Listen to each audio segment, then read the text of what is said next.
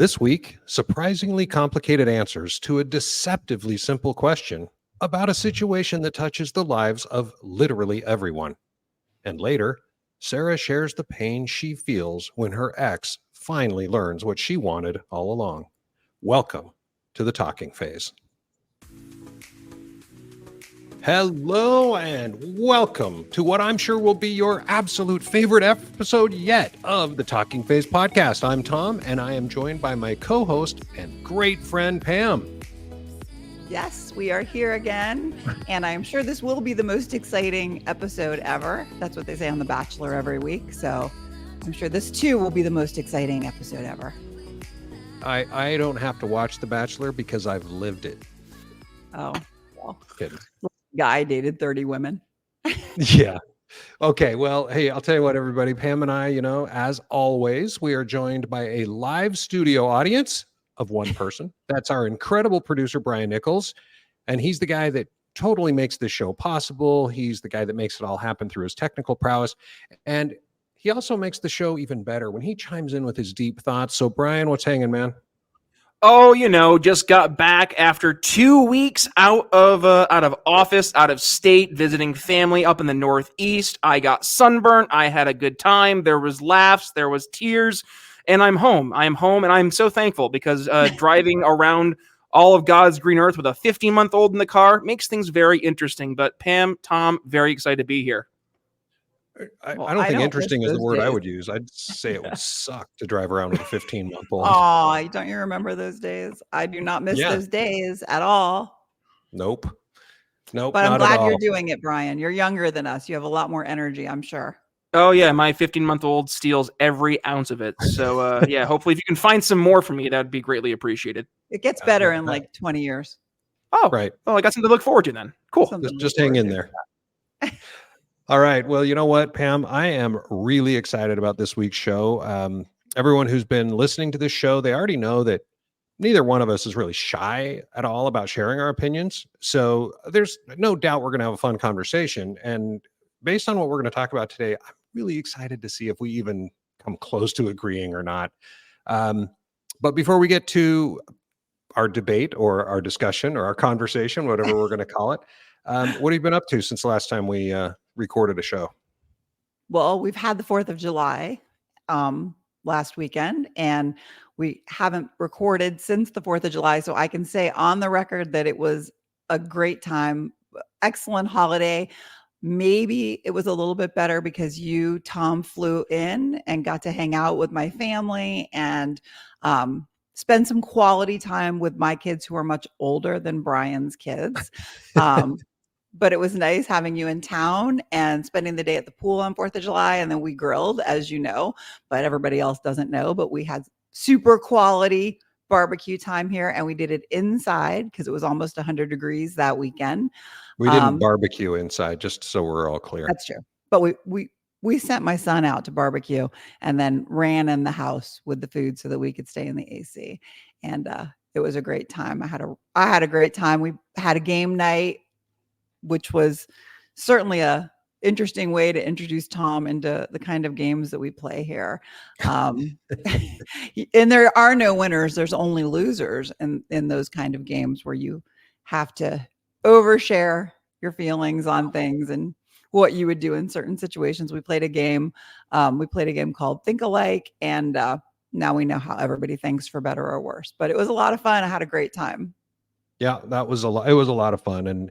And I'll tell you what's interesting is everybody knows that I've been on this weight loss journey, and I've hit my goal weight, and I worked really hard this last weekend when I was in North Carolina to eat a lot. And it's just physically impossible to do. So I actually ended up coming home about 1.5 pounds lighter than when I left, despite the fact that I seriously, I thought I had completely pigged out, and I thought you did too. I can't believe you lost weight. We ate ice cream and desserts, and I feel like we never stopped eating the whole time you were here. I know. I felt sick full the whole time I was there, and I still lost 1.5 pounds. And so I don't know what's going on with, apparently North Carolina forces me to lose weight, but we'll have to do better next time. Yeah. I don't know how. More ice cream. We'll go every day. Yes. You can never have enough ice cream. Well, anyway, so yeah, life is pretty darn good. It was a lot of fun. I'm glad I could hang out there with you and your family. And you got to tell Zach. I don't know if he listens to the show, but please tell him those were probably the best burgers I think I've ever eaten in my life. He spent the whole day like looking up recipes and I mean, I'm like, what's the recipe for a burger? Squeeze the ground beef together and stick it on the grill. But he took it very seriously and made sure that it was chef quality, and it was fantastic. So Yes, I thought it was delicious too. I'm glad you like them. well, okay, that's awesome. Let's talk about what we're going to talk about. This is something that you and I have discussed a little bit, not in great detail. Like, the last couple of weeks, you and I have probably had 30 hours of discussion pre and post recording. But I'm really excited to get into our topic for this week. And the reason I'm excited is because, as we said in the teaser, everyone listening to my voice right this second has either themselves or someone they love has been affected by this topic. And this is a simple question. Now, it doesn't have a simple answer, but I'm going to ask you a very simple question. Why do people stay in bad relationships? Well, that's the question. There's nothing simple about that question. And I think for everybody, there's a different reason. I can speak personally about my marriage or my two marriages, but the reasons that I left those marriages and the reasons that I stayed in them to begin with are so completely different. And I think that this subject is going to make people think about their relationships, whether they're still in them or whether they've left them, and maybe have a little more introspection into why did I stay so long? And for me, there are a multitude of reasons, but probably the main reason that I stayed once I knew it was over was because of the kids. I had been divorced already once, and I didn't want my son to grow up in that same situation with the parents living in separate houses. So I chose to stay, even though I was very unhappy, so that he could benefit from that. And I don't think he did. Oh, so you stayed for your son, and you don't think that he benefited from that? No, I mean, and I've actually thought about a lot about why I stayed. And there are many, many reasons why I stayed, and there are many reasons why I left. But when I think about the one thing that came to my mind the most, it was my son and wanting him to get through high school with both parents. And no, I don't think he benefited from that. I think he saw a tremendous amount of fighting and disagreeing, and two people who made each other pretty miserable the last few years and avoided each other even in the house. And I, in hindsight, like, what was I thinking? Why on earth did I stay so much longer just so that he could have two parents who didn't speak to each other living in the same house? Yeah. That's an interesting thing, because I remember it's got to be 20 years ago. I was divorced. My kids were still very young. My ex-wife had remarried, and thank goodness he's a good guy, because I had a buddy call me and he said, "Hey, I'm thinking of getting a divorce. What's your advice?" And I said, "Well, think long and hard about it," because he has kids the same age as my kids. And I said, "I want you to understand that if you get divorced, your wife will be your ex-wife, which means she will probably remarry, which means someone else will be tucking your kids into bed at night. Some other dude." Yeah. It is. It's a horrifying thought. Yeah, Something I hadn't considered. I'm sorry? I said for both parties. Yeah. It's a horrible thought. And by the way, he's still married. He thought about that, and he called me and he said, "I appreciate you giving me the reality check." So, I don't know if it's not been a smooth marriage, this 20 years that they've remained married. I don't know if they'll stay married. Their kids are out of the house, so I guess maybe that means they like each other enough to stick it out. But this, by the way, this question is, why do people stay in bad relationships? It's not necessarily all about marriage. Oh, that's true. Yeah, I wasn't even So, thinking about that. yeah, I mean, if you think about, long-term relationships, they can be romantic relationships, but also just regular friendships. Friendships can be shitty relationships, just like marriages can be shitty relationships, or family relationships. And some people say, oh, no, they're family, so I have to, I'm stuck with them. Well, are you? Are you really? And Mm. that's part of my question is, can you get rid of them? Well, when it's family, it's a whole different ballgame, isn't it? I mean, it, it's easy. None of those relationships that you just mentioned are easy to divorce. Um, Whether it's friends or your significant other or family. I think with family, it's a little bit more difficult because you're probably going to be thrown into that same melting pot and have to be nice to that person, whether you want that relationship or not. If it's your sibling or if it's, an aunt or an uncle or something like that. I mean, I don't have a great relationship with my sister, but we do manage to coexist for our family and for the sake of those holidays. And I have no regrets about that. So, Yeah. I look at family a little bit different than a friendship, but that really struck me when you said, what about friendships? Have you had that happen with a friend where you've wanted Yes. to exit? Well, and friendships are probably the easiest of all of these that we've talked about, right? I mean, I had a friend that we were really good friends. It was a work friendship that blossomed into an out of work friendship. His wife and my now ex-wife, they became really good friends. The four of us would hang out all the time. They lived just 5 or 10 minutes away from us. I mean, it really did. It was a great friendship. Well, I found out, um, I don't know, 4 or 5 years ago, a coworker of ours had gone through a pretty tragic event in her life, and this friend of mine, um, I'm not going to mention his name, but this friend of mine took advantage of the situation while he was married, and basically, seduced is a strong word, but he basically took advantage of the situation and ended up sleeping with this poor woman who'd gone through this tragic time. Now she's an adult, she consented, but everybody knew that it was just a really shitty thing for him to do. And then he basically dropped her like a bad habit. Oh, Um, Now, again, why did she let it happen? Well, she was going through a pretty tough time, but he cheated on his wife with her and just dropped her. And I just lost all respect for him. And I guess for me, it comes down to when I don't have respect for someone, I don't want them in my life. And so I just erased him from my life. Now, I still run into him at trade shows from time to time. We don't work together anymore, but we do see each other at industry events and everything every once in a while. And of course, I don't just look at him and tell him to fuck off or anything like that. I'm still politically correct. When in public, I'm going to say hello, but I certainly am not going to go out of my way to do it. yeah, I What can about you? understand that. Well, have you heard the saying, when it comes to friends, season, reason, lifetime? Have you ever No. heard of that?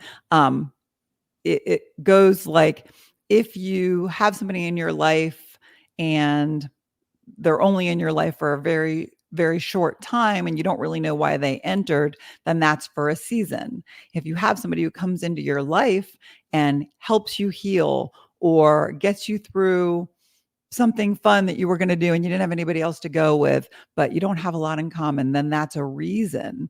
And then you have people that are your lifetime people. And we'd like to think that those are people that we marry. Those are our lifetime people, even though it turns out that they aren't all the time.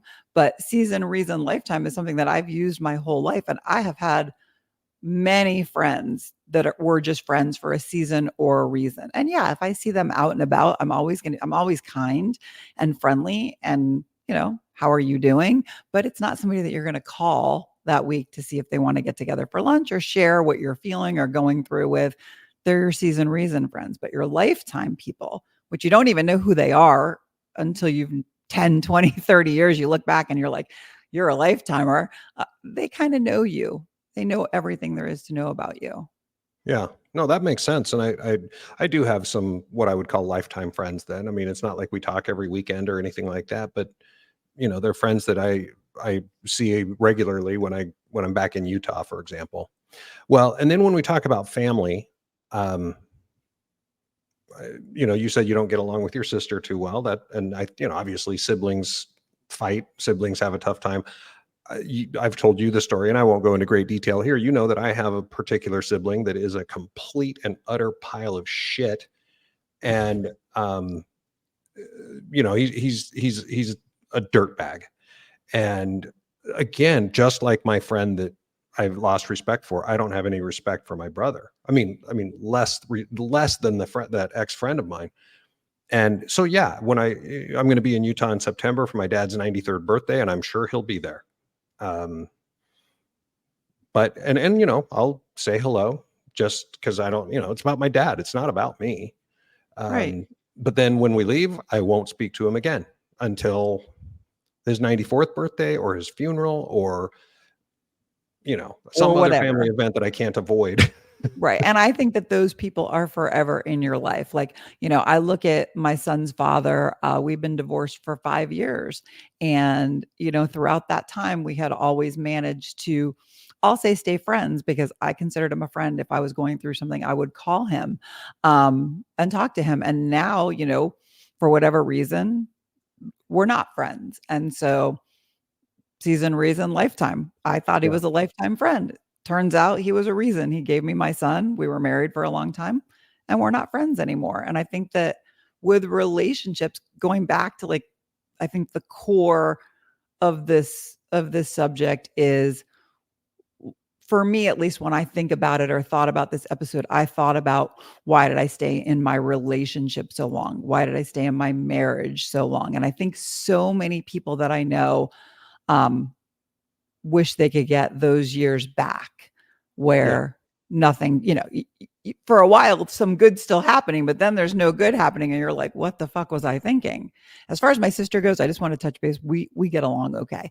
Oh, You okay. know, we don't hang out. We're not good friends, but we're sisters. And so, that relationship for me will always be sisters.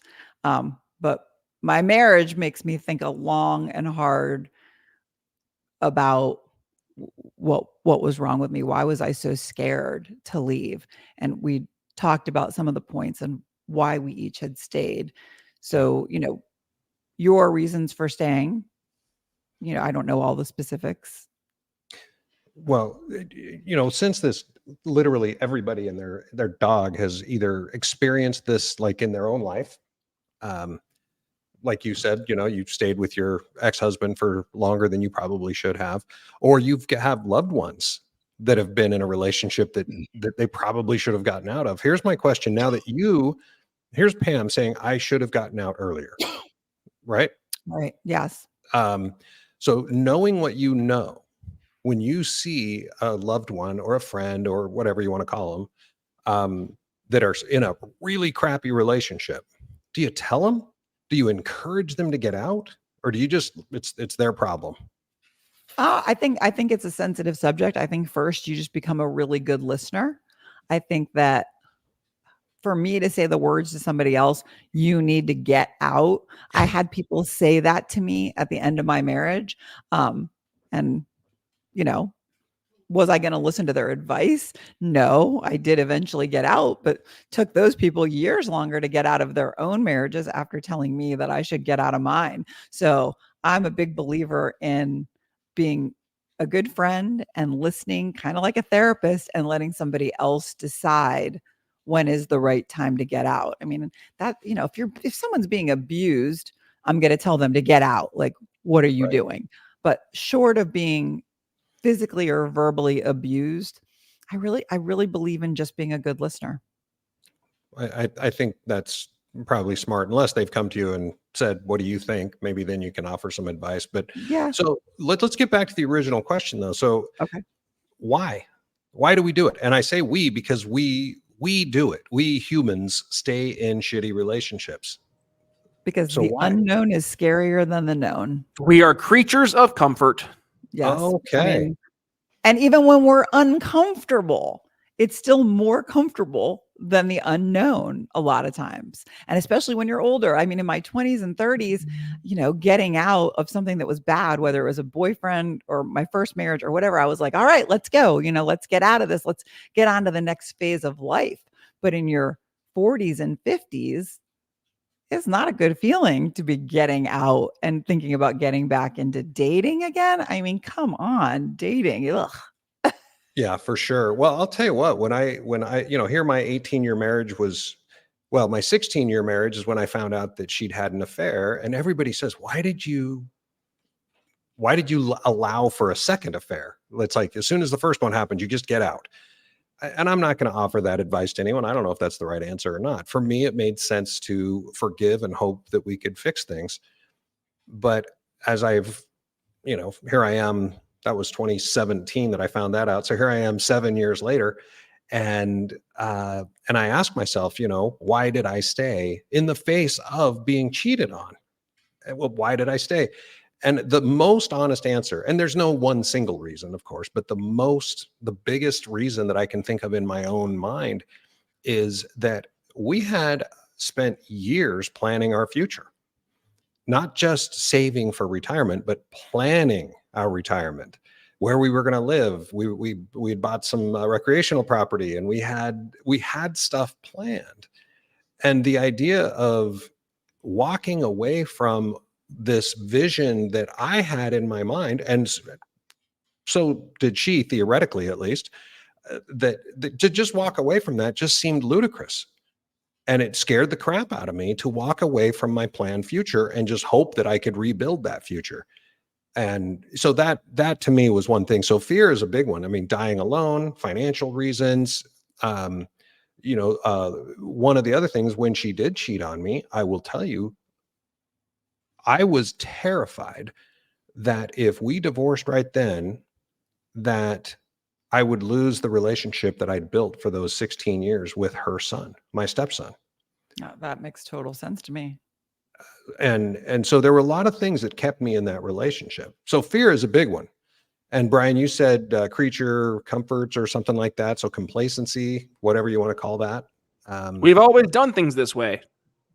Right. Yeah. Yeah.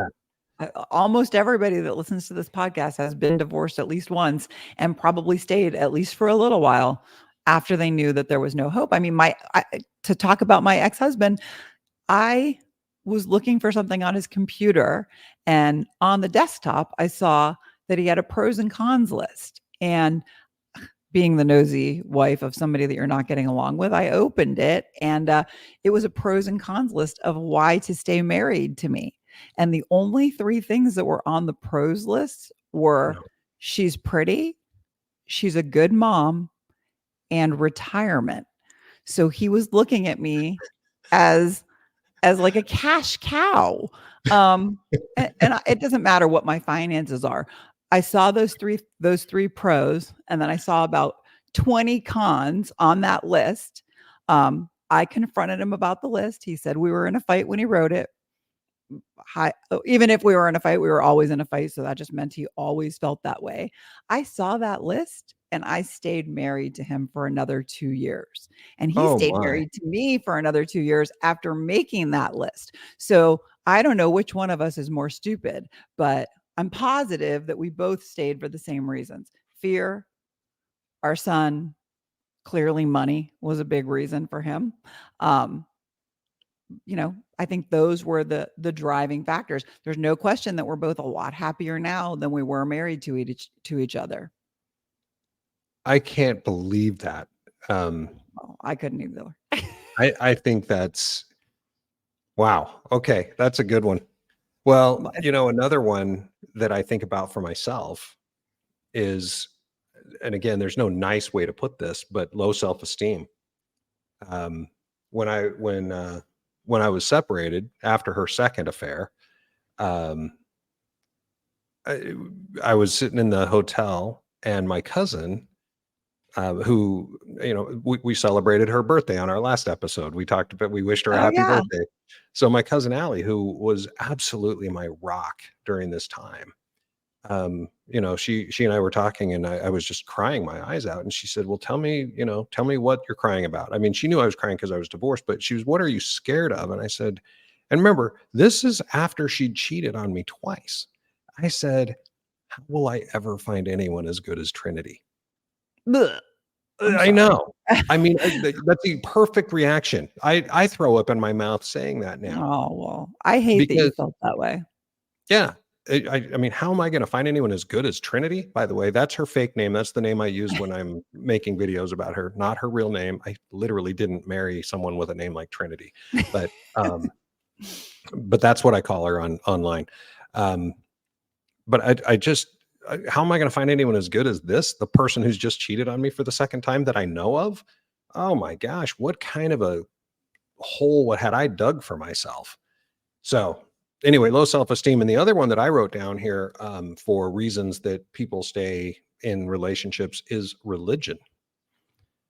And I think most people that listen to this know my thoughts on religion.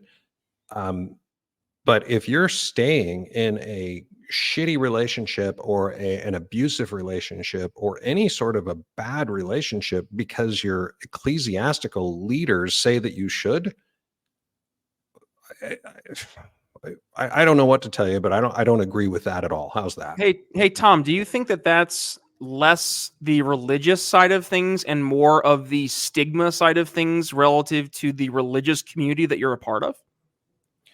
I think it could be both. Mm. Peer pressure and public embarrassment is amplified in most religions. I believe.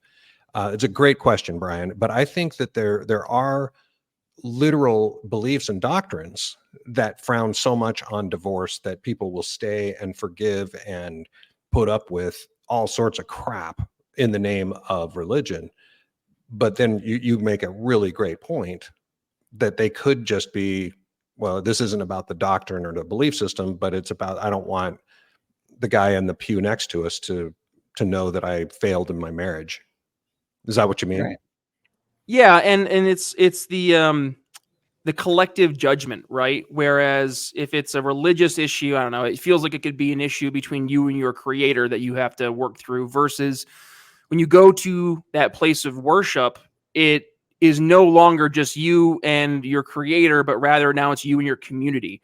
And instead of facing that one-to-one, you're now facing one-to-many. So it ties into that peer pressure, that shame, but also I think it's hitting on that animalistic part of our brain, right? Where we are so uncomfortable not being part of the group.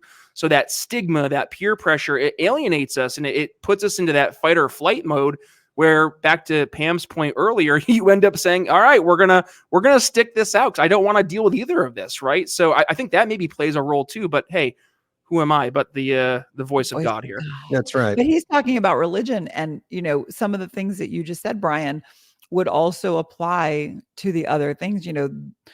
I don't know anymore if there is a stigma to divorce, but I do know a lot of religious people, or people who, when I moved here, said they were religious, that are now divorced and are living really happy lives. I've kind of come to realize that most people who say they're so religious just means that they go to church. It doesn't necessarily mean that they're not going to get divorced or not going to have affairs or not drink or not curse. I mean, like, it's I tend to think that in 2024, the people who are staying together for religious reasons are probably the most religious people, and I don't know any of those people. Just saying. I'm just saying, not to call anybody out, but like I don't know them. Yeah. Well, I'll tell you what, I've got one more before we finish this, and then we'll have to decide if we agree or disagree on a couple of things. But I just thought about this one, and it's not surprising that I didn't think of this, but I think it's mostly effective. This mostly affects women. So, what about physical abuse, fear of physical abuse? How many women stay because they're just afraid their husband is going to beat the shit out of them if they try to leave? Well, if we're just guessing, I would think that any woman who is married to somebody who has not yet physically abused them and they want to leave the marriage, they're probably not going to start as the woman's walking out the door. But clearly, I don't know that that's true. I just, I think that that's a personality type that they already know to be fearful. And of course, we all watch those things on Netflix and so on, where people have stayed many years because they feel like the man will either stalk them or kill them. Or in my case, all that happens is I get ignored or blocked or blown off. But like some people may get, murdered if they want to leave. I just don't think that that's the norm. I think that's a pretty small percentage. But I'm Right. guessing. Yeah. So what's that movie Enough with J-Lo? Oh yeah, but she kicked his ass. So That was such a great movie.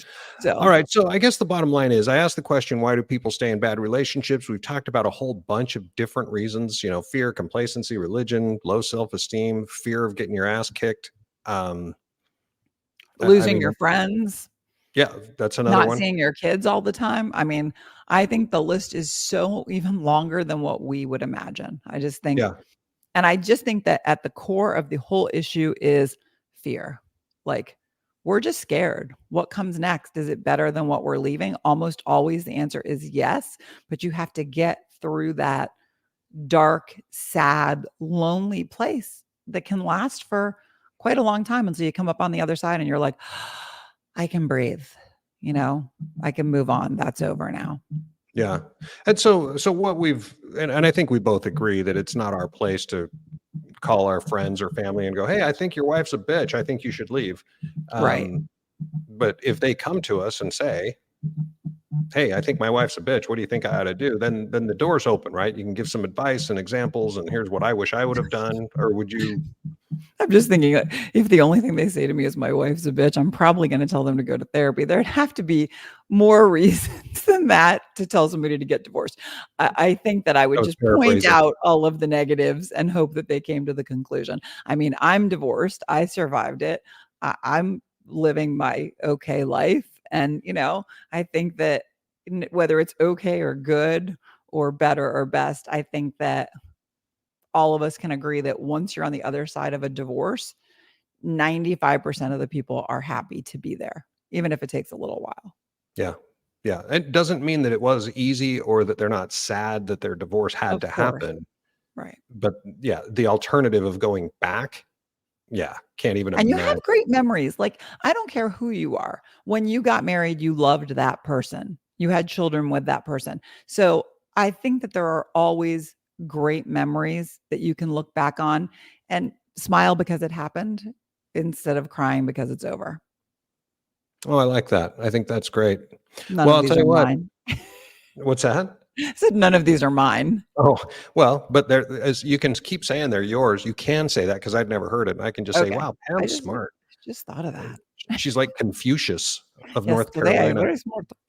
Well, I'll tell you what, guys out there, I don't know if we've covered everything, but I would love to hear what everybody out there thinks. Why do people stay when everybody around them knows that they shouldn't? Right. So Why did you when stay? you're writing your review of this episode, and that's a little hint. So as you're writing your review of this episode, let us know what you think. Is there, did we miss something that's just staring us in the face? And with that, I think we've pretty much slayed that beast. I think we violently agree on this one, right? No disagreement. Yes, it's nice. It's nice for us to agree. Yes, it is nice. There's no debates this week. All right. So what are we doing now? You've got mail. There it is. I guess somebody just slid into our DMs, Tom. Nice. All right. Well, today's reader email is an interesting story. It comes from Nashville, and the subject is seeking advice on my ex-husband's changed behavior. And she writes, Dear Tom and Pam, I am reaching out for some insight into a situation that has been troubling me. My ex-husband seems to be much nicer and a better partner to his new girlfriend than he ever was during our marriage. This stark contrast in his behavior has left me feeling confused and hurt. Could you please help me understand why he might have changed so much for his new relationship? Are there common reasons for such a transformation? I appreciate your thoughts. Sarah from Nashville. So that's a humongous email. It's not long, but what are your thoughts on that, Tom? Well, I think first off, there are two ways I think that she could see the situation. The first one is she could take it as a very positive thing that she trained him the right way. And just be grateful that he listened. Maybe it Ugh. took too long to listen, but at least he learned. That's one way to look at it. The other is obviously the more negative, which is what's she's writing, that she's confused and hurt because, she wanted this treatment, not the treatment he gave her. Right. And she probably stayed in that marriage longer than she should have, hoping you would change. Probably. Yeah. And she probably did. She probably spent a whole lot of time trying to get him to change. And I guess I don't know. I just, this is a tough one because, when you get divorced, whether you wanted the divorce or not, whether you were the instigator of the divorce or the recipient, if you will, of that divorce, you feel bad, and you want the next relationship, whether it's just a partnership or an actual marriage. You want your next relationship to not end that way. Right. So maybe he really did just reflect and say, holy crap, my marriage ended because I did X, Y, and Z, and didn't do A, B, and C. I didn't take the garbage out, or, whatever it is that she Right. wanted him to do or not do, that he did or didn't do. And maybe he's seriously just saying, look, I don't want this one to end that way, so I'm not going to make the same mistakes. So you can't teach an old dog new tricks. Yeah. Yeah. Well, we don't know how old they are, do we? But it's just a saying. Yes. Yes, Nothing to do with his age. Yeah. And it's interesting. And that would be an interesting question to understand. I mean, if these guys are in their 20s, that's one thing. If they're in their 60s and they've been married for 40 years, that's a really interesting part of it. But I will tell you one little quick story. When I got divorced the first time, so I've been married twice. My first marriage lasted about 10 years. My second marriage lasted about 18 years. When I got divorced the first time, I remarried. And a few months after we got married, my ex told me she was marrying my wife's ex-husband. So little wife swap, and everybody said, holy crap, that's really weird. Yes, it is. But we were married first. So of course they're the weird ones. And one of the reasons that Trinity divorced her first husband, is because he had guns. Now, she's not against guns, but they had this 2-year-old kid running around the house, and he had guns stashed like under pillows and in drawers and wherever my stepson, he wasn't my stepson at the time, but he could easily have gotten these guns. And so Trinity was running around the house just making sure her son wasn't killing himself. And that was so frustrating that he refused to make a simple change. Buy a gun safe and stick your guns in there to protect your child. Right. Well, when a few months after we got married, he was marrying my ex-wife, and I had heard this story. I'm like, well, shit, I have young kids too. Is he going to be hiding guns around the house? So I had a little chat with my ex-wife, and I said, hey, this guy you're marrying, I understand he's a really good guy, but we need to take care of this. And she did. She put her foot down, and all those guns went in a gun safe. Huh. So, I mean, that's a simple, Yeah. easier example than whatever it is that she's upset about. She says he's much nicer and a better partner to his girlfriend. Okay, but it's the similar thing. He was willing to put the guns in a safe for, I don't have a online name for my first wife. So my first wife, when he wouldn't do it for Trinity. So I guess it's a similar, simple example. What do you think? It's a change. It's a change that he was willing to make. And, while you were telling that story, I was thinking to myself, is it possible to just love people differently? Like, we're always in love, or at least we think we are in love with somebody when we marry them. And then, the longer you're with somebody and the more contentious the relationship is, if it's not a great relationship, I think you just automatically become less inclined to do nice things for that person or do what they ask you to do for the sheer reason that you don't want to. Why should I do, I don't like you that much. I'm not, I, things aren't good. I don't want to make your life easier. So I'm just not going to do it. And then, that piles on and piles on and you end up divorced and then you end up in a new relationship and it's bright and it's shiny. And all of a sudden you're willing to do things for that new person that you had no desire to do for the person that you left. And it's unfortunate, but I just think it's very, very typical. I've definitely seen this in myself that I'm willing to do things that I wasn't willing to do in past relationships. Then looking at a new relationship, I think it's common. And I think it's so sad that it happens that way. And it's sad that I feel terrible for her. And I understand that that's like a knife in the heart. Why couldn't he just do those things for me and we would have stayed happily married, living happily ever after? But probably not. Probably that marriage wasn't going to last for whatever reason. When somebody stops considering your feelings and doing nice things for you, you're in trouble. Well, and I agree. I agree 100%. But, one of the other things that's interesting about this, we got a comment on our TikTok sometime this week. I don't remember much about it other than this lady wrote that she was sad because she's divorced because she wanted to grow and move forward, but her husband wanted to stay standing still. Do you remember that one? I do remember that, but in that context, yeah, I just think that that's common also. I think that especially when you get married young. Well, but my question about that is, I mean, or my thought about that, is it really that she wanted to grow and he wanted to stay still, or did she want to grow one way and he wanted to grow a different way?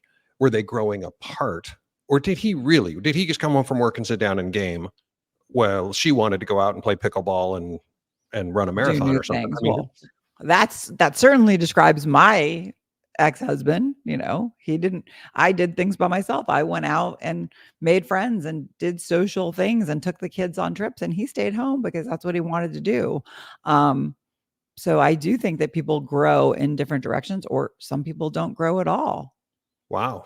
But he probably That just hated me, and so he just didn't wanna go do things with me. And again, like his next relationship, he'll probably love to do those things all over again. So I think a lot of it just comes down to how you feel about the person that you're in the relationship with, more so than that did that person actually change, or are they just having their needs fulfilled in a way that makes them want to be better for the person that they're with?